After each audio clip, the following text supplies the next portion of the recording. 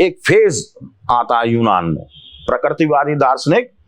उसके बाद देखो एक बड़ा सरल सी बात है कि जब कभी हम ज्ञान प्राप्ति की ओर देखते हैं तो हमारी दृष्टि बाहर की ओर होती है। जो बाहर हमको दिखाई पड़ता है उसी को हम ज्ञान के रूप में कलेक्ट करते हैं। तो शुरू के जो यूनानी दार्शनिक थे उनकी दृष्टि बाहर की ओर थी। तो बाहर उन्होंने प्रकृति को देखा। किसी ने कहा ये प्रकृति जल से बनी है, किसी ने कहा ये वायु से बनी है, किसी ने कहा अग्नि से बनी है, किसी ने कहा 4 तत्वों से बनी है।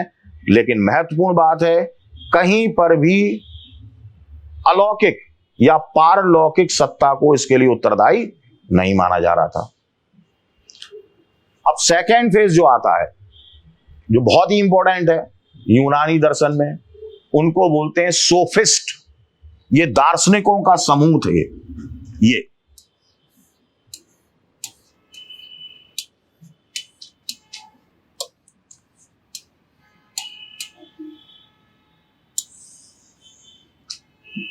सोफिस्ट, और इसके प्रमुख दार्शनिक कहलाते हैं प्रोटोगोरस।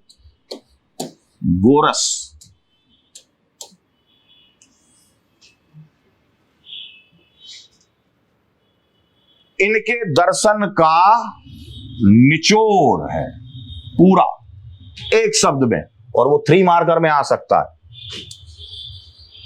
होमो मेंसुरा।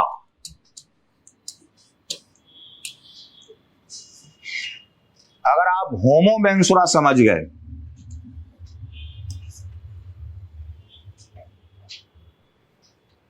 तो आप सुकरात समझ गए, और अगर आप सुकरात समझ गए तो आप प्लेटो समझ गए, और आप प्लेटो समझ गए तो अरस्तु समझ गए, और ये समझ गए तो आगे की भी दार्शनिक समझ गए।